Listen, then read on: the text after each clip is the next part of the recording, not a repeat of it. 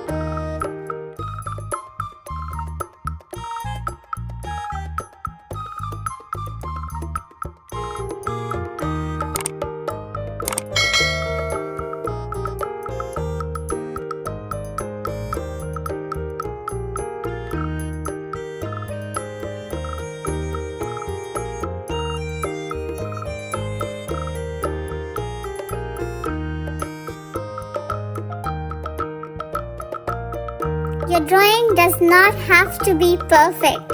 It just needs to be unique.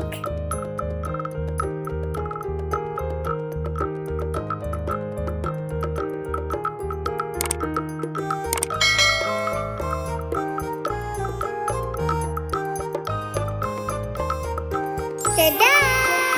If you like this video, subscribe for weekly videos.